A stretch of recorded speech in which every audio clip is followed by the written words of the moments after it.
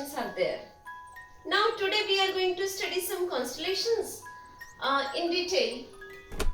First of all, let us study Saptarshi. The name indicates that it has 7 bright stars. And during summer nights, if we observe the sky, we can see the arrangement of 7 stars in the sky, and we call it as Saptarshi. This Saptarshi, it is observed in February that it rises around 8 p.m. In the month of April, it is on meridian, and in the month of October, it sets around 8 p.m. And the Saptarshi, constellation Saptarshi, it contains 7 stars and it rises around 8 p.m. in northeast, and its shape is quadrangle with a tail made up of 3 stars. And if we extend these 3 stars by a line, it has a shape like tail with a kite. It has the resemblance with kite, and it reaches, when it is extended, it reaches the pole star or Polaris. In this way, this Saptarshi is very prominent and important constellation, and in different regions it is called by different names. For example, English people, they call it as Great Bear, whereas in India it is called Saptarshi. Now let us study the second constellation, and that is Sharmishta or Cassiopeia. Children, in figure you can observe the appearance of this Saptarshi, Sharmishta and other constellations as they are displayed in the figure. See, Sharmishta and Saptarshi, these two are very important in locating the pole star. They are considered as important constellations for finding out the location of pole star. This Sharmishta, it contains 5 bright stars and it has shape like M, letter M. And if we draw the perpendicular bisector between the 3rd and 4th star, it extends and it reaches to the pole star. This pole star has Saptarshi on one side and Sharmishta on other side. As well as when Sharmishta sets, at that time Saptarshi rises, and these two are considered as very important constellations for doing the study of sky.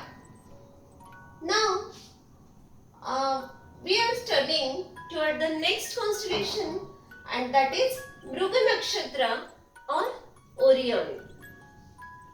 It contains 7 to 8 stars and its shape is also quadrangle. Quadrangular shape is there, and in this there is a very bright star, and the name of that bright star is Vyad or Sirius. It has 7 to 8 stars, of which 4 are at the corners of a quadrangle, and the line passing through the 3 middle stars of the constellation, when extended, meets a very bright star. This is called Vyad or Sirius. It is the bright star, and during the month of December, Mruga Nakshatra rises at 8 p.m. in the eastern horizon, and it is on the meridian during February, and in the month of June it sets around 8 p.m. Now we have studied Mruga Nakshatra also, and we will turn to the next constellation, and that is Vrishchik or Scorpio. It contains 10 to 12 stars. Jyeshtha or Antares among them. In the third week of April, it can be seen in the eastern sky a few hours after sunset. This is the information about Vrishchik. And this constellation is below the equator in the sky of the southern hemisphere. And in the third week of April, it can be seen in the eastern sky. Okay?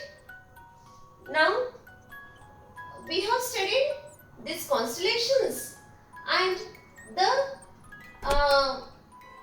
concepts like apparent motion and apparent path. They are described in short here. The motion of the sun is called apparent motion, abhasi gati, and its path, the path of this motion is called apparent path. Ayuka is situated in Pune and it is very important center for studying astronomy as well as astrophysics. And the full form of this Ayuka, IUCAA, is Inter-University Center for Astronomy and Astrophysics. It becomes all the lovers of this astronomy to study all these things, the mysteries of astronomy, and from all over the country. And this is very important center. The Pandit Jawaharlal Nehru planetariums, they are located all over India in some metro cities like New Delhi, Mumbai, Bengaluru, Allahabad and Pune. Jawaharlal Nehru planetariums, these are also inviting students for their tours with their parents, with their school friends, so that the children, other people, they should know the information about our solar system, our constellations, and we feel, when we go there, we feel that we are watching the sky as if it were the sky, and the experience of this sky watching is magical in planetarium. That's why do visit the planetariums, and this planetarium, small one, is present in our MGM Institute also,